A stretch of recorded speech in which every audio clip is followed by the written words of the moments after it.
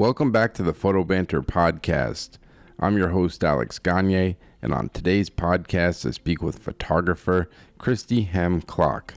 Christie has worked with clients such as Wired Magazine, Fortune, the New York Times, Forbes, and Fast Company, to name a few. In this interview, I speak to Christie about how she's been approaching portrait shoots during the COVID-19 pandemic, how she got her start in assignment work, and I also speak to Christie about her experience working at Wired Magazine as a photo editor and photographer. Christie is someone who brings a wealth of knowledge and experience in the photo industry, having both worked as a photo editor and now full-time photographer, photographing for top-tier clients. So I was really excited to get a chance to speak with her. So I hope you enjoy, and thanks so much for listening.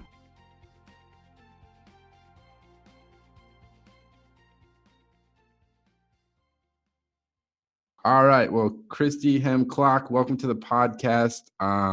Excited to have you on. And discovered your work on Instagram, the way I found a lot of people's work. So excited to talk to you. But basically, everyone I've been talking to lately has kind of been asking them, like, how's the last 4 months been for you? Obviously, it's been a lot going on in the world.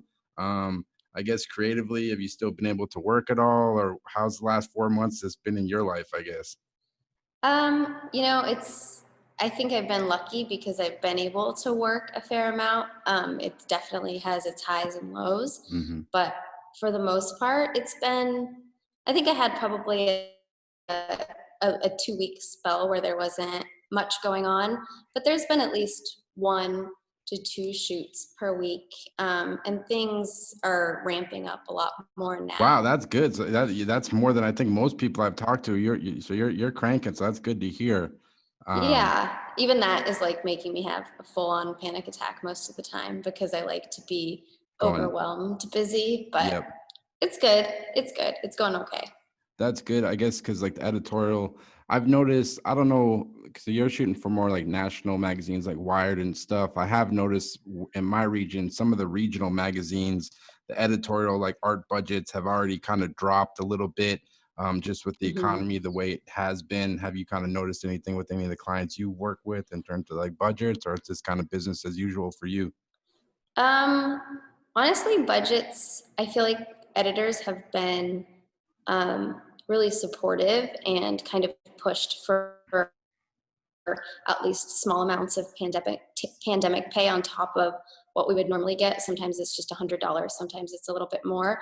But for the most part, budgets for me have been good and a little bit even better because they know that we're all struggling right now. So I haven't seen a big dip. I've definitely seen a big dip in the amount of assignments, but as far as per assignment, it's still been okay for me. That's good. And like, what have been some of the challenges, being that you're a portrait photographer? Like, I noticed you shot the cover of Wired. Someone named Nathan Wolf. Yeah. Just recently, has there been kind of any challenges to the way you approach kind of portrait shoots with like everything? Like, Yeah. stay 6 I mean, it's driving me crazy. I'm not like I don't love shooting outdoors where I can't control the environment. And that has been something that, we're all dealing with, not being indoors quite as much. And if we are, we're in full gear and keeping a distance. And for me, when I shoot portraits, I like to get to know the people that I'm photographing. And I'm kind of like a touchy-feely kind of person. So not being able to like mess around or like joke around with my subjects is difficult to like just keep the space and set up and approach things in a really different way. One of the other huge challenges is masks. Like you can't hear each other quite as well. Like when you're keeping like sometimes it varies. Like usually we keep like 6 feet. But some people want more depending on how comfortable they are. And so if you're like 10 feet from a subject and you're in a mask and you're like, hey, can you move your head to the left a little bit? And they're like, huh? It really affects the flow of a photo shoot.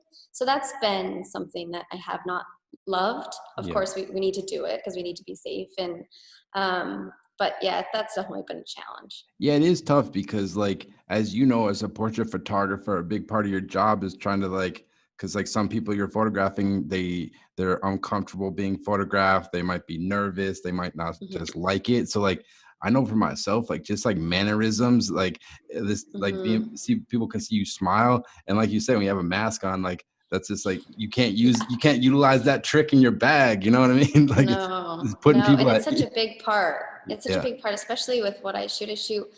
It tends to be a lot of tech, a lot of business people who are not in love with being photographed. That's not, what they look forward to as a part of their job. And so it takes a lot to have a really positive and friendly crew to make people really comfortable. And when you can't do that, like the Wired cover, I had to shoot alone. And in the middle of the was that just because the magazine said to go alone, or more the subject didn't want a lot of people at his space? It was honestly it was a tight space. We shot in his San Francisco backyard. Yep. And so that's already like, this 1 square inch. And so it was tight. And it was the first cover I was going to. It was right in the middle of shelter in place. And so I feel like we were just being super hypersensitive. And so I did do it alone with some portable lights, and it sucked. Just lugging all your C stands around and stuff. Well, I mean, all I brought, so I work a lot with these 2 portable flashes that are bolts from B&H. And so I just brought those. So I just had 2 flashes on little light stands that I used for that cover. And it worked out.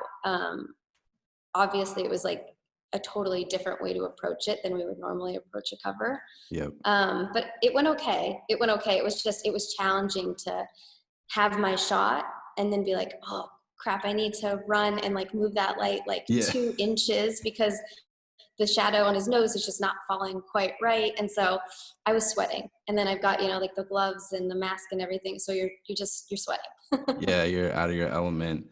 Like, do you feel like, is there like an added pressure when you're shooting a cover? Like, I know you've shot covers for like Wired, Forbes, some other magazines like Adweek.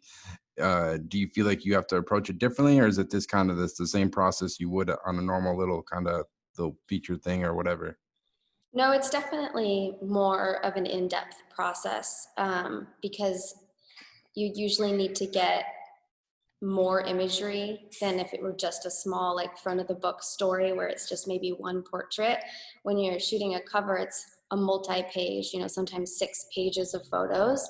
So normally you'd get more time and it would be really thought out and planned, but shooting covers right now, you don't get to see the locations before. Like I shot a cover yesterday and it was just a debacle. Yeah, I was going to ask you that. Like, were you satisfied with what you got yesterday? Obviously you probably can't talk about what it was, but like, yeah, at the end of the day, we were able to pull it off, but we were sent to a location that was going to be a garage, and we were going to have to set up in there, which is fine. Like I set up in weird places a lot, but this garage had like 6-foot ceilings with big silver like AC piping through it, and so there was nowhere to raise lights. It was just, when we got there, I had 2 assistants with me for this one, and we were like, this is not gonna work, because that's the name of the game with editorial. Like I've been in that boat so many times where like you go in with your mind like, oh, I'm gonna do X, Y, and Z, and then like whatever the PR person just like shuts it down. Like I remember I had one. I was like, we're shooting, like it was supposed to be like a factory for iRobot. They make like the Roomba robots or whatever. Oh, yeah. And I was like, oh, this is gonna be sick. I'm gonna shoot where they make all this cool stuff. And they're like, no, you can shoot in the lobby. And it was like the most boring like office space lobby. So you're just like, fuck. Great. Yeah. I mean, we're always thrown into situations where the location is just like the worst or the most bizarre. And sometimes it can work. Like I have been in the weirdest offices where I'm like, yes, why do you guys have green film on the windows? I don't know, but I love it. Yeah. So sometimes it can work, but in this situation, we got there and we had 2 hours to set up, and after negotiation and talking to the subject, we ended up, moving to the studio, because my studio it was like 5 minutes down the road, but it is indoors, and that was going to be kind of outdoors, being a garage. But we were able to open the windows, and everybody could stay at a distance, and everyone wore protective gear. So I think at the end of the day, it turned out to be successful, but there's just a lot more to take into consideration now, which when you're going into these shoots, you're already, jumping through hoops to kind of make it work. And then there's a bit more thrown into it. Yeah. And one thing, like looking at your work, I was kind of interested about, being that you're shooting a lot of these tech like CEOs, or I know you photographed Kevin, I think Sinstrom, the guy who started Instagram. I think you photographed the CEO of Google. Do you find is it more challenging photographing these guys, because they've been photographed a million times for like different magazines and publications? Do you find it difficult, harder to photograph someone's been through the process a lot, or do you find those guys, being that they've been photographed a lot, they kind of understand the process more than like someone who's not usually photographed, I guess? Yeah, the bigger names are definitely a little bit, they're a little bit more comfortable. Well, comfortable is not the word. They're never comfortable. Yeah. They don't like their picture taken. They're not, actors or anything like that. So they're not thrilled about it, right? And they've all got like limited amount of time. I think when I shot the Instagram founders, it was for the New York Times, and it was because they were hitting like 1 billion users or something like that. I think that's what the story was. And I was supposed to have 15 minutes with them, but then their prior engagement ran late. And so I ended up having 7 minutes with them. And I had an assistant of theirs calling out like every 30 seconds. Jesus, they were really on top of it. Yeah, I was like, okay, we have 3.5 minutes. Okay, and I'm like trying to get this. I also did that one alone, and I somehow put up a 9-foot seamless on my own in the Instagram. That's always the worst. You got to go like on the left side, right side, and it's like there's a lot of shimmying, and so. It's all right. Sorry, that's my son. It's all right. So it was, we had to do like 3 different shots. And so I'm literally sprinting, like running down the hallway, like throwing up a light as quick as I can. And the guys are walking down the hallway, and I'm just like taking maybe 5 frames per and just trying to make it work. So there's with the big names, they can be specific with their time, which makes it challenging in a different way. And I don't think I've ever experienced a tech related shoot where the person is like excited about it. Yeah. Someday. My goal is always to have them leave with a positive experience, because it doesn't have to be painful to get your photo taken. Like, it can be fun and comfortable if you have the right crew with you, which I do. I have the same assistants that I work with like for almost every shoot, and we bring fun. do you run into like situations where like guys like that, they're probably very aware of like how they want to be portrayed? Like, do they sometimes like have input on how they want to be like posed and things like that, or not so much? Or are they like, I don't want to do this, I don't want to do that? Or like, how do you kind of deal with those situations? I don't think, nothing comes to mind where somebody has wanted to be photographed in a certain way. I've had some subjects that are maybe into photography as a hobby push back. Oh, really? I'm trying to say this in a nice way. And like kind of try to tell me how to set up things and how to do my job, which can be something that happens a little bit more often than it's like would like. It's like this game. I've run that too, and it's like 2 ways to go about it. Like, you could have a bad attitude about it, but then it's like you almost have to be like, yeah, you're right, but then do your own thing anyways. It's like it's just like exactly. It's like mind games. And I honestly think that in some cases it comes from a place of like deep insecurity. Like, they're worried about how they're going to look. They're worried about how they're going to be portrayed. Definitely. And so that's why they're giving their opinion. And it sucks sometimes, but I don't know. It's kind of just the way it is. You're dealing with so many different kinds of personalities, right? We show up and we're like, please trust me to make you look good. If somebody came to my house and wanted to photograph me, I'd act like a freak, like I'd be so worried and weird and uncomfortable. So definitely. I get it. Yeah, definitely. I guess to go back, I was kind of curious, like, where do you kind of grow up and like, how do you kind of get into photography initially? So I grew up in Southern California, like an hour and a half southeast of LA, like Riverside County. Okay. So I grew up down there, and I wasn't like into photography from like an early age or anything like that. I took a photo class when I was a sophomore, and um, I had a really supportive teacher, Mr. Bowen. Um, but I was like, my whole goal growing up was to be a professional soccer player. And Okay. so it wasn't going to happen. I'm 4'11", like it was probably a pipe dream. but that's what I did. Like all I did was play soccer. I went to college at first on a full soccer scholarship, and decided after 6 months that that isn't what I wanted to do. So I dropped out and did the like bouncing around thing, trying different schools thing. And I ended up at Art Center in Pasadena. And Okay. so getting my education there and really like focusing and honing in on what I wanted to do, that helped. But it was definitely like a sporadic, crazy path to photography. I know all these people that are like, that did it in high school and were like really into it. And that wasn't, And I so was like like a by the sponge. time you got to the art center, like you literally had just picked up a camera pretty much. Like, No, I had done it as like a hobby for a long time, and I had like shot weddings in the Inland Empire in the Riverside area. Probably not very good.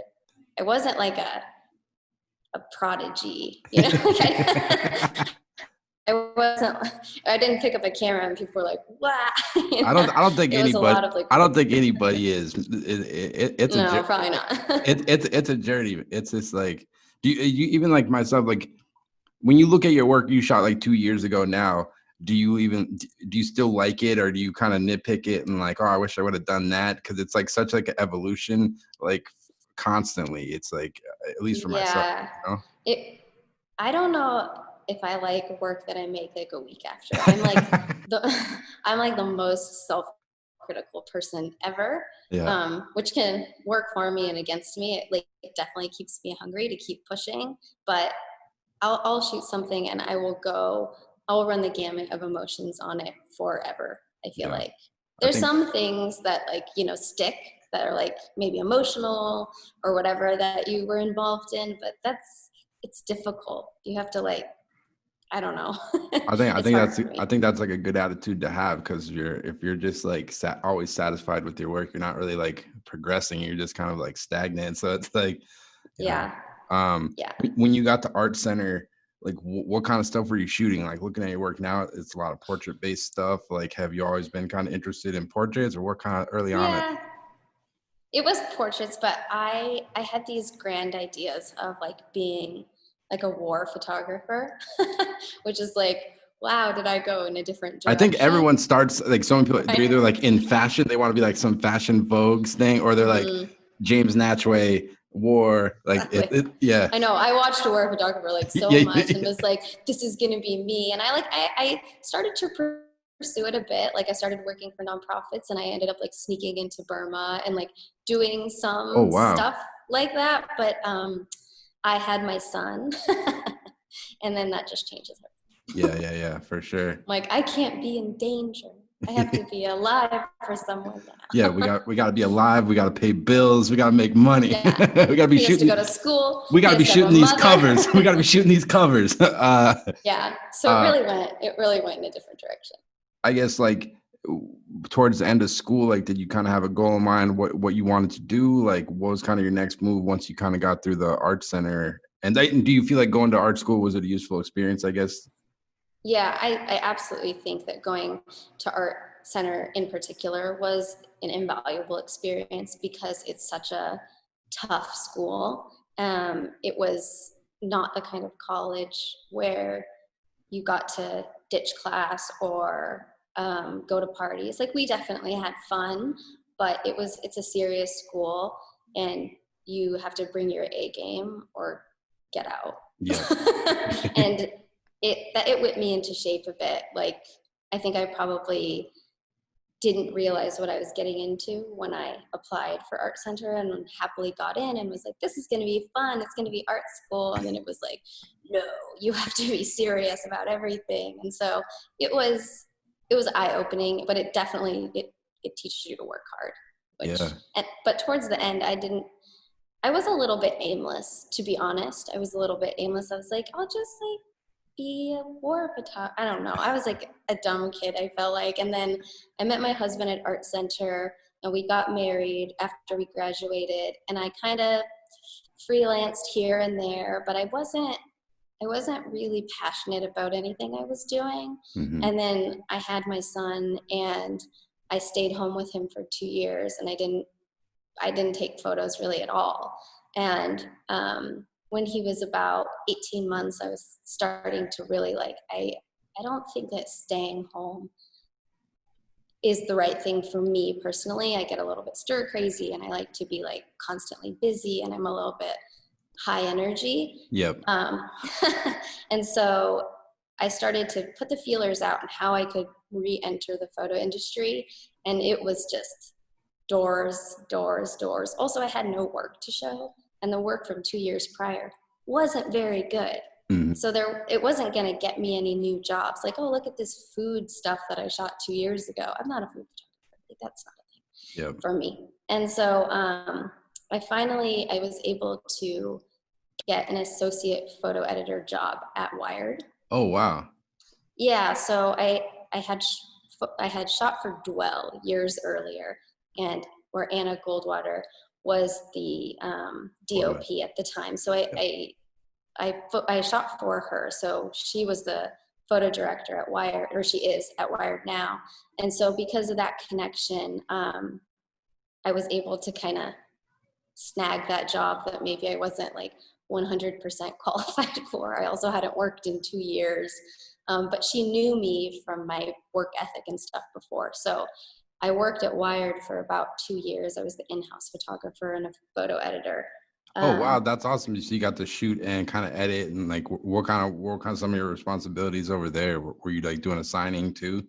Yeah. So it was honestly, Wired is a tough place to work at, but the experience that I gained from my time there has completely shaped the way I approach my career now.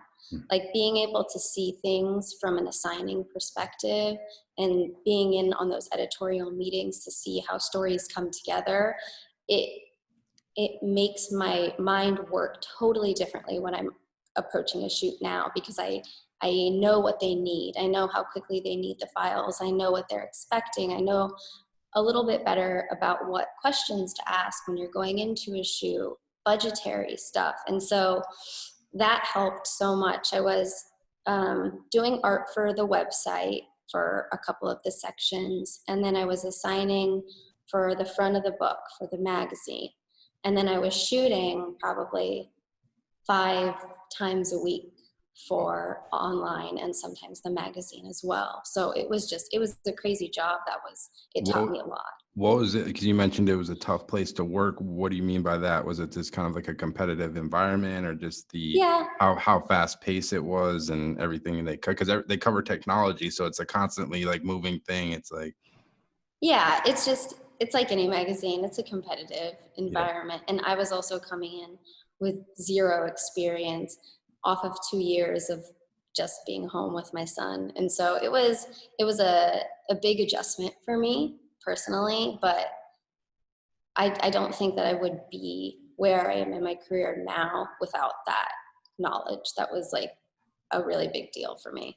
and it must have been kind of cool, because I think there's probably a thing a lot of younger photographers struggle with is like you say, like you're starting out, you don't know anybody, you have no connections, but you're trying to get your work out there. Like, did you learn a lot just seeing how other photographers kind of marketed their work to the magazine and like how they approach photo editors? And is there like anything you kind of took away from like seeing how it kind of worked and how you kind of apply it to your own marketing and reaching out? Definitely, especially since in that time we relocated from LA to San Francisco, and so we moved up to San Francisco when my son was 3 months old. And so I didn't know anybody. When I went to work at Wired when he was about 2, I had like 0 connections up here. So it was really important for me to be the recipient of promos, be the recipients of photographers reaching out and seeing how the other photo editors responded to those things, like what worked, what didn't work, how it worked. Like, honestly, a lot of it is timing. Like, I would get a promo and then the next shoot I needed to assign happened to be in that random city. And I'm like, oh, like printed promos definitely work as long as they're not too overwhelming. Like, don't send them out more than once a month. Oh yeah, once a month. Once a month's a lot. If you're doing printed promos, you got good budget on marketing. If you can do once a month, right? But we had some photographers where I would just be like, "How am I getting another promo from you? Like, do you have like a secret printing press?" Yeah, and then if you do it too much, you can put a bad taste in people's mouths because it's like it's too much. It's like, pump the brakes, man, pump the brakes. And then you see, like, when photographers are, you send out cold emails like, "Oh, hey, I'm so-and-so, I live here, here's some recent work."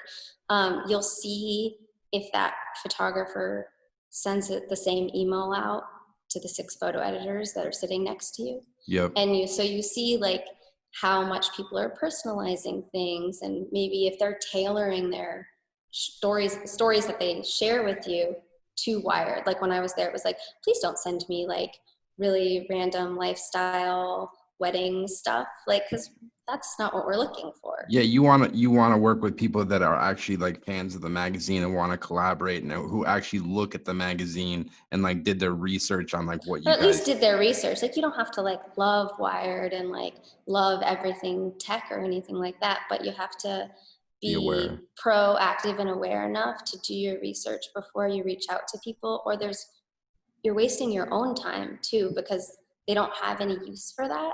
Yep. So it was really educational to see how to do all this. And now I feel like whenever there's like young photographers starting out, I almost like throw myself at them because I'm like, oh, let me help you. Like, I had to learn all this stuff on my own. Like, I want to tell you everything. Here's all the contacts. Yeah, it's a lot of trial and error and like trying to figure it out. I keep my emails, like, whenever I'm reaching out to someone I don't know, it's almost like 1 or 2 sentences. I keep it like so short.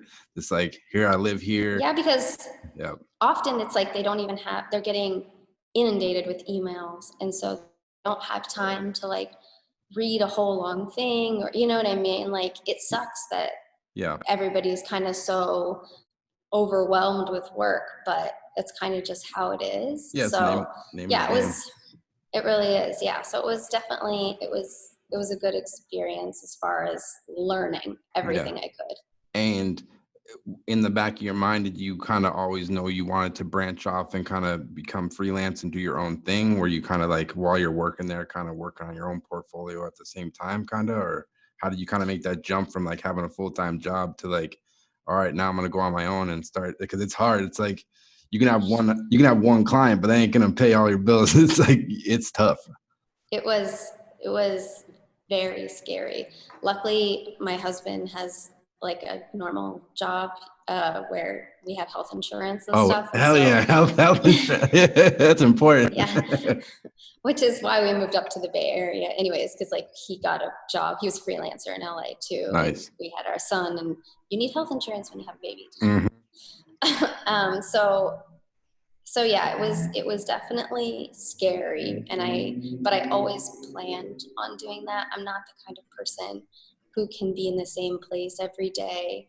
I'm not good at office politics. Like, I don't know how to play that game. That just is absolutely not who I am. And so I knew that eventually I was gonna like go out and do my own thing. It was just a matter of when I felt confident to do that. And then I did it, and I didn't feel confident about it. And I was like probably sobbing for the first 2 months afterwards, because I was like, this was a terrible decision. It's a lot of rejection. Like you said, a lot of emails not getting responded. Because once you leave that bubble of Wired, you're like everyone else that's out there trying to hit that pavement and trying to get your name out there. Like, how are you kind of getting your work out there? Because I know some people do like portfolio reviews? Some people do obviously mailers and market their work that way, or how are you kind of getting, what were kind of some of the first clients you kind of started to work with once you broke off on your own?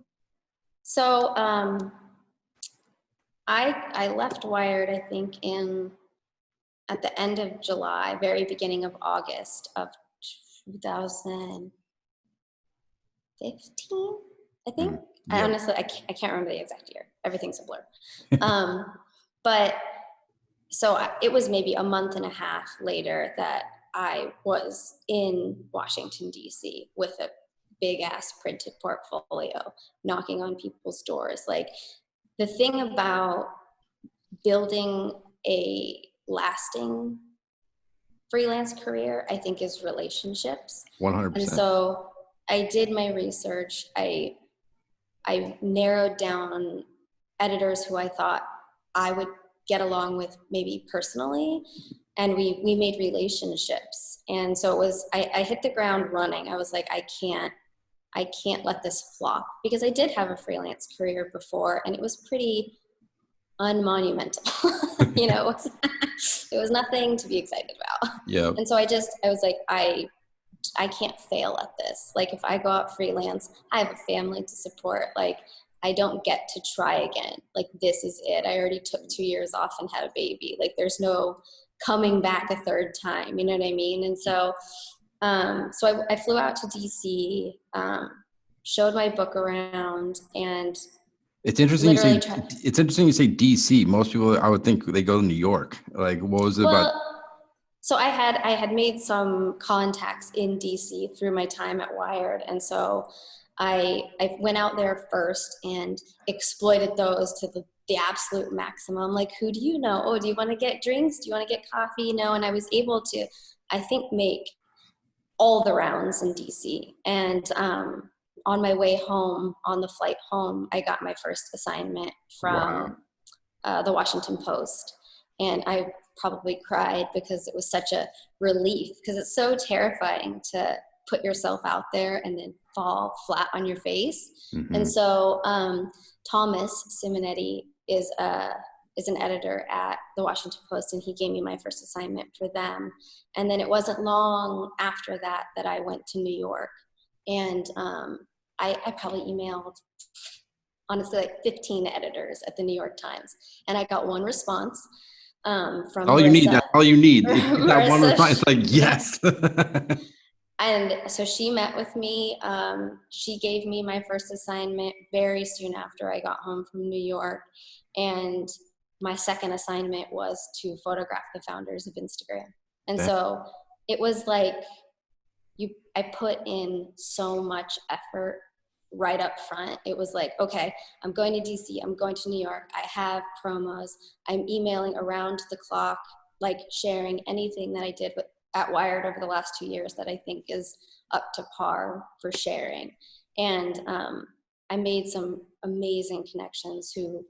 The people that I made those connections with are close friends. Like Marissa, who gave me my first assignment at the Times, is a close friend. We talk a lot outside of the work we do together. And so it's really about like finding your people and not stopping. Yeah, doing a good job, because those editors can move on to other magazines, and it just kind of like builds and builds and builds.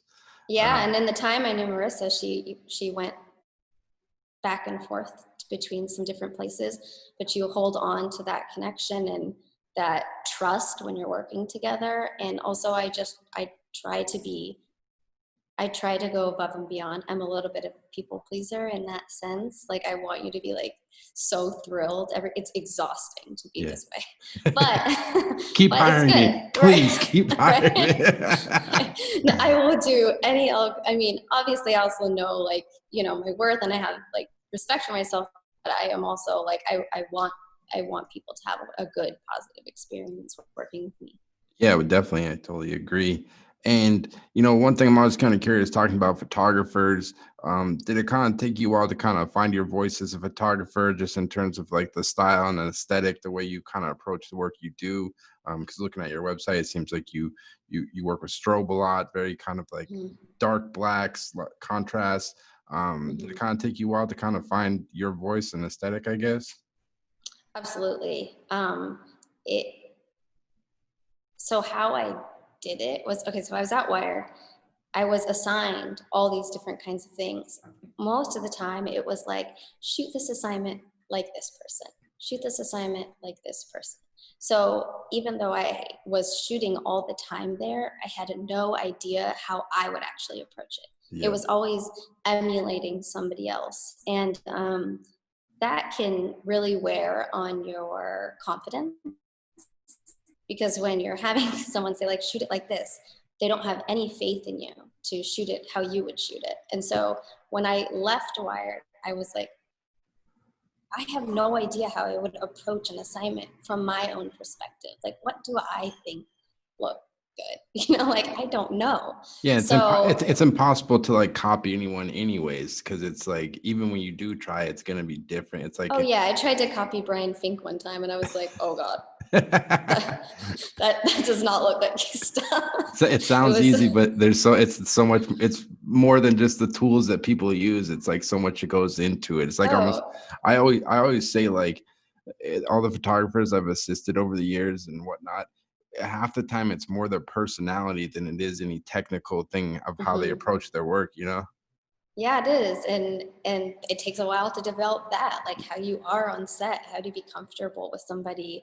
But it took me a long time. I knew that it was going to take me a long time. I feel like I was very self-aware that I had no voice of my own when I left Yep. Wired. It was everybody else's voices in my head.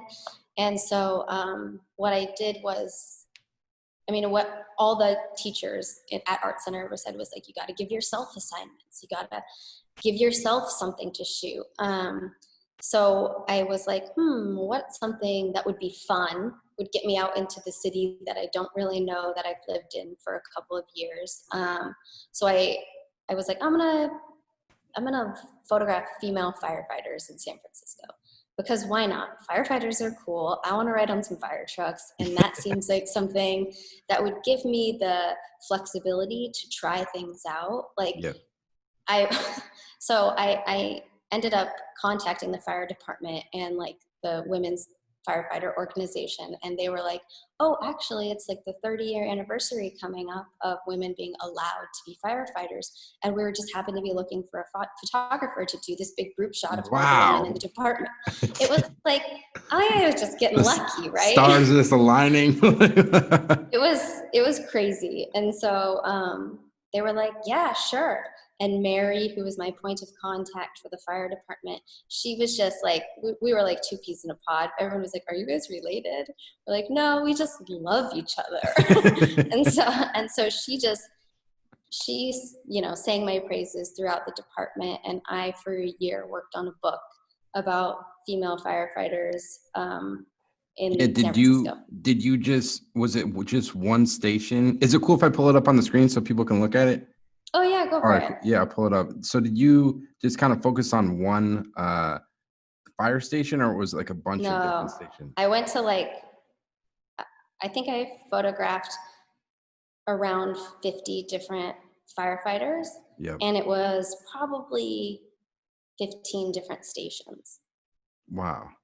And like how did you kind of have like when you're working on a project this long, did it kind of take you a while to figure out like how you're gonna approach it? Did it kind of evolve from the beginning to the end, or how do you kind of approach like a project this big, I guess?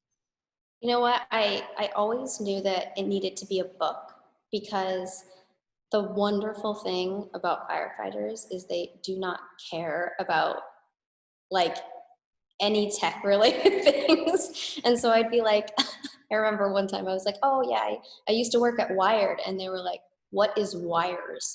And I was like, I thought that was going to be my in, like I was like legitimizing me. And they didn't know what it was. And so it, I knew it needed to be a book, because when you're approaching like a certain demographic, like the firefighters are like, what do you mean you're just going to put it online? Like it needs to be something.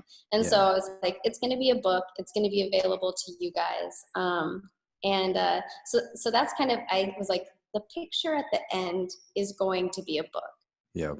How it's going to look, I didn't know. And it took me a long time to figure out. Like the one you just pulled up, she was my first shoot. Okay.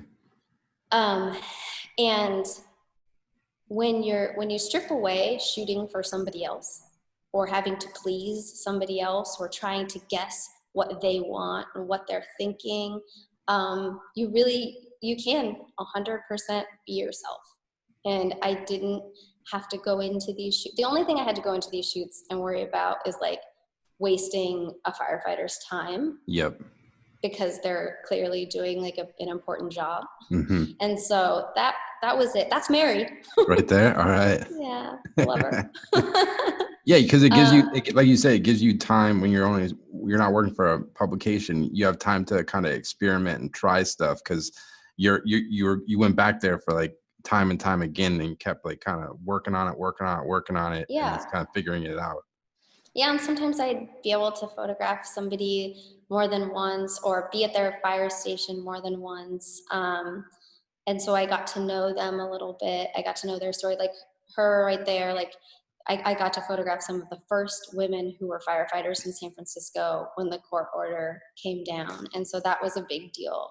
Wow. That was really cool. But yeah, so I got to spend time with them. I started spending time with them outside of shooting. Like our kids played together. They came over and had drinks. We would go out to pizza. So it became a really personal project. And yeah. And I was able to, I don't know, just calm down and just try things. And they were patient. I mean, one of the first shoots I showed up to, I forgot my camera. Really? Like, I got my lights, but no camera. Like imagine going into a firehouse. They were getting off a 24-hour shift at 8 a.m. I get there at 7:30 because we're going to do the shoot right after they got off. So they wouldn't be pulled away because that happened. Like I would be sitting in firehouses by myself. Like, yep. And then I'm like, hey, I forgot my camera. So run back I'm gonna go get that. And then the firefighter that I was shooting, that became like such a funny ongoing joke. I ended up shooting her wedding and she's the greatest and her name is Willa and I love her. Yeah. So you kind of feel like working on that personal project kind of help you find your approach to what you do now a lot? 100%. I think that if I would have tried to go from an in-house position to freelancing, I would have floundered a lot more without this self-assignment. It definitely helped me figure out who I was and what I wanted to do. And do you feel like you need to like pay attention to like, I don't know, photographic trends and like what other magazines are doing?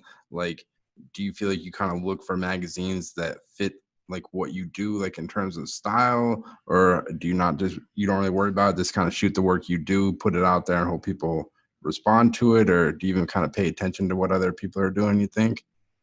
I mean, I pay attention to it in like the way that we all pay attention to it. Like we follow magazines and we look at the work and we're fans. Whether we want to emulate it and put any of those trends into our own work is another thing. I don't do that. Yep. I think I spent time trying to do that and it didn't make me happy. Yeah. And like we're in this creative career to fulfill like a part of ourselves, to create stuff. And I absolutely will never try to emulate anybody's work again. Like that wasn't good. Yeah, this career path is hard enough. Like for the most part, most people aren't going to make a ton of money. So you might as well just make some work you're proud of. At the end of the day, that's how I kind of look at it. Exactly. That's how I look at it too. Honestly, like not everybody likes my work. Not everybody likes high contrast. Not everybody likes harsh directional light. And nor should they. It's like to each their own. Like I'm sure there's like plenty of photographers you like, people's stuff you don't like. But a lot of times people's work that I might not like aesthetically, I can still respect it. Like just from like the dedication perspective of like what I'm like, all right, that's not my bag, but like I respect like what you're doing. Like it's like exactly. Like I've got close friends who shoot totally different. Like they would never use the amount of light that I use. But I think we have a common respect and love for photography. Yep. But I don't see myself changing or adjusting anything unless I am tired of it. Yep. No, that's cool. And one shoot I was really interested in talking to you about, and I think it's how I kind of found your work. You shot, I believe, for the Atlantic. You photographed General James Mattis. Really, you got some really cool, amazing portraits out of that shoot. I was just kind of curious, like, what your experience was photographing him. Just like, he's been a big figure Yeah. in the world. Like Yeah. a lot of people have opinions or whatnot. But I guess what was kind of your experience and approach to that shoot, I guess? So, yeah, that was an interesting assignment to get. Also, one of the contacts that I made in DC at the Atlantic, that trip, Yep. these assignments. Amazing. But yeah, I was a little bit nervous going into it. You know, he has like funny quotes that like I'll summarize, like, you know, be nice to everybody, but know how to kill everybody in the room and stuff like that. So I'm like, Yeah. But I grew up around a lot of military people. I had really close friends, one in particular who passed away in Afghanistan. And so I, I knew that I could probably find, you know, at least a common ground with him to get along during the shoot. And Yep. honestly, I didn't know what to expect from him, but he was very kind, very patient, very thrilled to be photographed. Like, he's one person who was like, "You're my photographer? Great!" You Wow, know, that's like whereas in my mind, I'm thinking like tough, like military, because he's a no, Marine Corps general. Like I was like, that's amazing.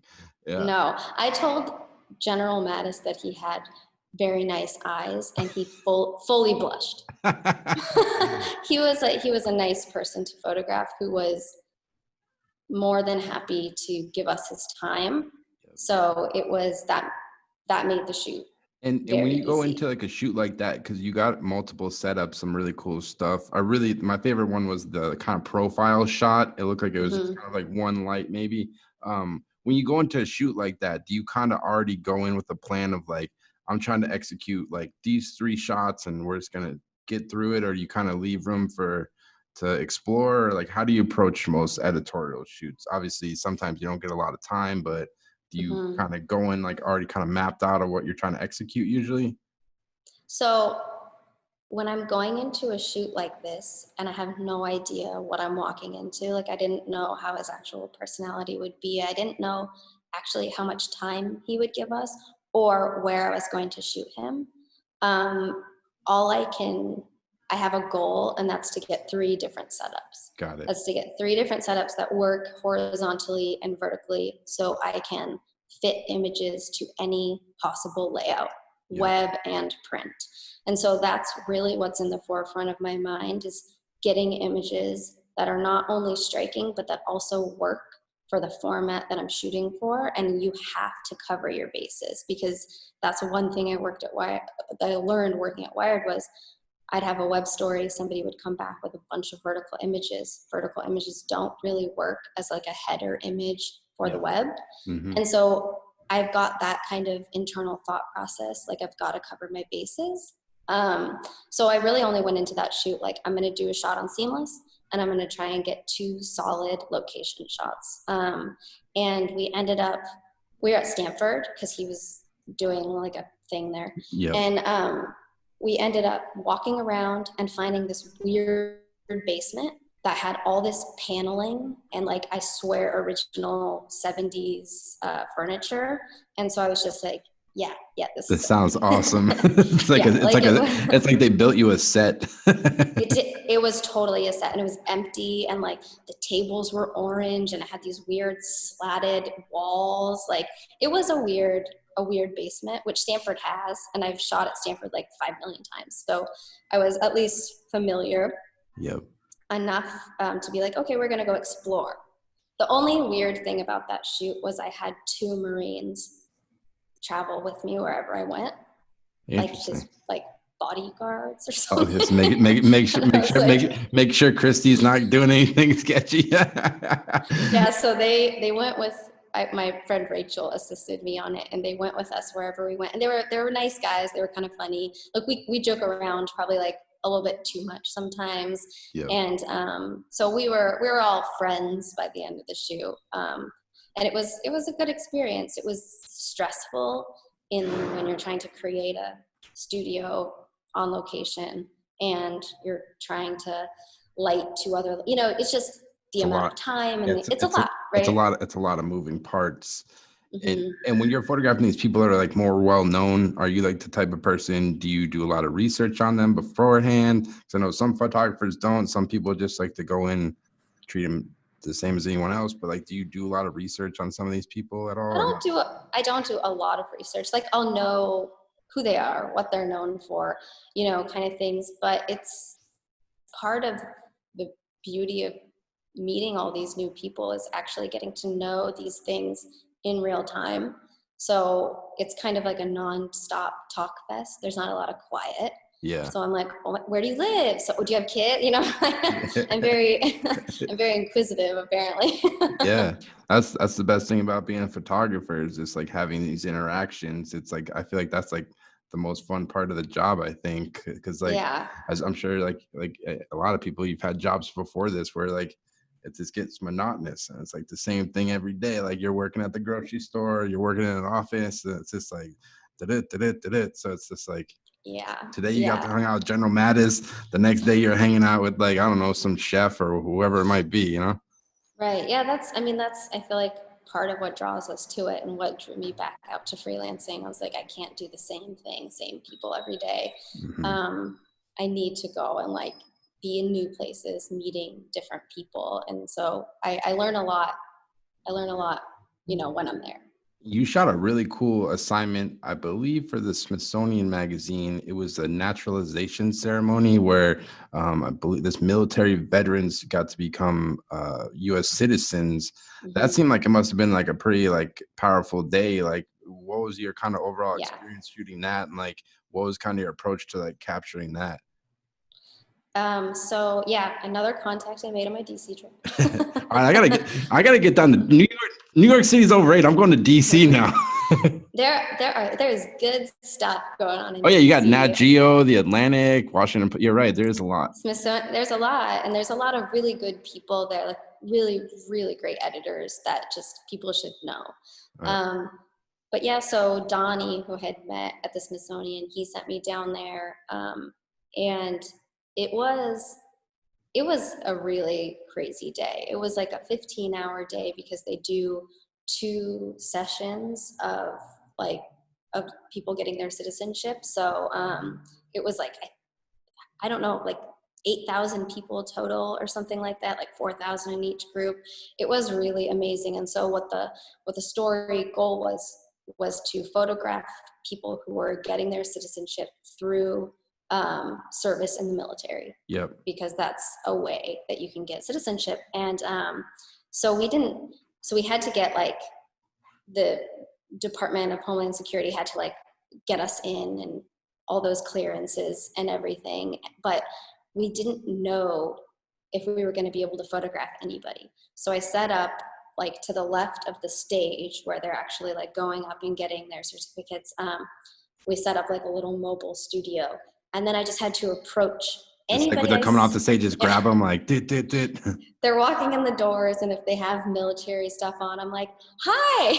Yeah. Well, I've been in situations like that, and once you get like the first one and someone else sees it, it's almost like the next person thinks they have to do it. So it's just like, yeah. And some people said no because some people are camera shy, and honestly, I would have said no because I don't like being on that side of the camera, but. Yeah, people were great, and it was really quick. We got their names and like, where they served, and then it was like, we shot. I don't know how many people I shot that day, maybe like 30. Yep. But just being there and kind of because I was born here, so I wouldn't experience that. Yeah. But just seeing it was emotional. Yeah, because these people sacrificed their life and have spent years waiting for, like probably decades, some of these people to like get to this day. So it's for them, it's like the biggest day, like maybe in their life or whatever. It's like there's no more like authentic like American pride than in a room of like people getting their citizenship. It was really cool. It was really cool. No, that was amazing. And one more assignment I'll ask you about, and then we'll wrap up. I don't want to take too much of your time. You photographed this interesting article for Wired about CRISPR. For people that don't know what CRISPR is, maybe you could explain it. I've read a little bit about it. It's very interesting. I mean, it's just gene editing. And so what's funny is I had shot that story, but that was the second time I shot that exact story. So I had shot that story first. Allison, the same scientist, the same lab, same beef barn. So you shot it for Wired twice? No, I shot it for the Washington Post first. Okay, got it. Yeah, so I shot it for the Washington Post. I spent, I don't know, a day or 2 days. I can't remember, honestly, how long there. And we shot the lab, and then we shot out at the beef. They call it the beef barn. Yeah. It is live cows, but it's a beef barn, apparently. And so when I shot it for the Washington Post, they were doing sonograms of the cows who had been implanted with edited embryos. So I got to see how a cow gets a sonogram. Ew. So gross. And so I had first shot it there. So I had gotten familiar with the people doing that job, right? And my whole goal is to everybody to have a positive photo shoot experience. Yeah. So I shot that story, and then I don't know, it was like maybe a month later, Anna at Wired was like, "Hey, we have this really cool CRISPR story up in Davis about gene editing cows." And I was like, "I already shot this story." And she was like, "You did?" And I sent her the Washington Post article, and she was like, "Oh, crazy. Okay. Yeah, you did already shoot it, but we're going to do it in a different way." And then there was a lab in La Jolla down. Yeah, because with the Washington Post, how much editing are you allowed to do? Because like with the New York Times, you can't really do too much.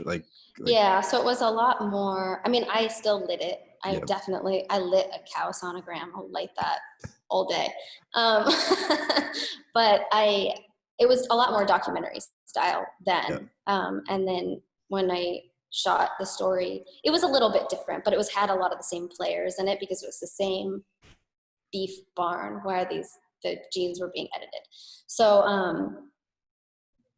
I lost my train of thought.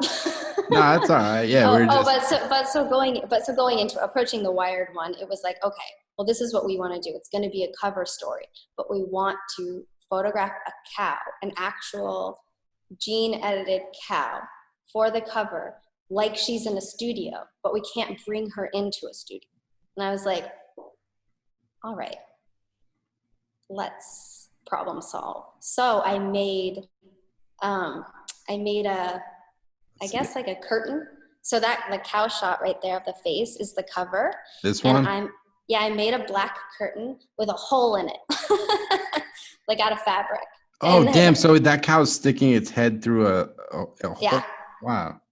And so that cow is in those big, I don't know what they're called, but the cow holder things. And then it's got its head through, I don't know, a metal thing to keep the cow's head out.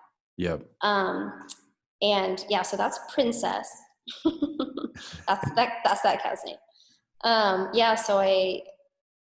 So we lit her as best we could with her hole through this black curtain that I had made. And it was very challenging, but it was also one of the most fun shoots because I would prefer to be out on a barn to a tech office.